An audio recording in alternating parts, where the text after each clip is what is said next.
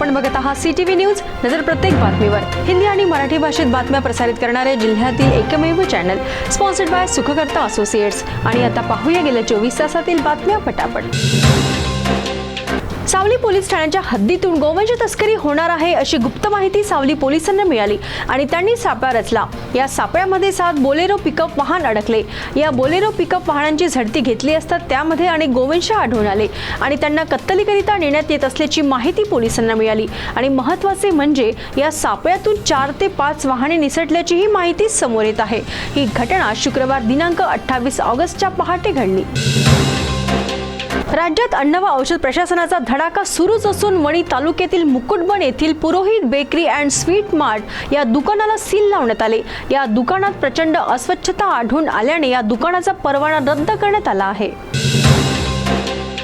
राज्यात कुठल्याही गावात मंत्री येणार हे समजले की बांधकाम विभाग सर्वप्रथम कामाला लागतो. अनेक महिन्यांपासून रस्त्यावर असलेले खड्डे बुजवण्यात येतात आणि रस्ता गुळगुळीत केला जातो, परंतु सामान्य नागरिकांसाठी मात्र बांधकाम विभाग झोपेचे सोंग घेते.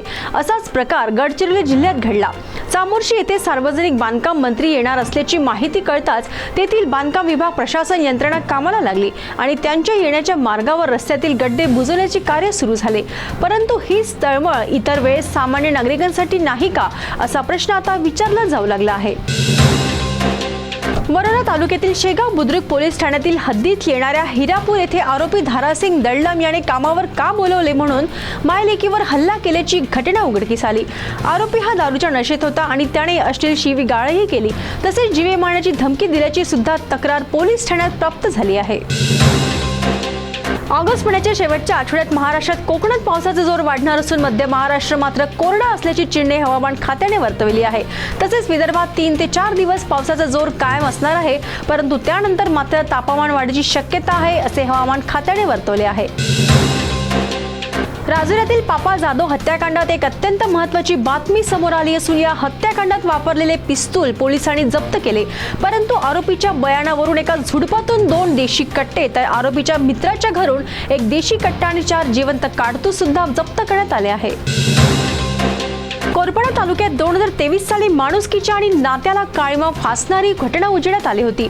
एका अल्पवयीन मुलीवर जी मुलगी नात्याने त्यांना मामा म्हणत होती, अशा मामाने वारंवार तिच्यावर लैंगिक अत्याचार केला आणि ही घटना उघडकीस येताच आरोपीवर आरोपपत्र दाखल झाले. याचा निकाल नुकताच लागला असून आरोपीला 10 वर्ष सश्रम कारावास आणि दंड अशी सजा सुनावण्यात आली आहे. काँग्रेसचे विधिमंडळ नेते विजय वडेट्टीवार यांनी राष्ट्रवादी काँग्रेसच्या खासदार सुप्रिया सुळे यांच्याकडे ओबीसी जात प्रमाणपत्र असल्याचा दावा नागपूर येथे केला होता. परंतु या दाव्यावर सुप्रिया सुळे यांनी हे सिद्ध करण्याचे आव्हान देताच विजय वडेट्टीवार यांनी यू-टर्न घेतला.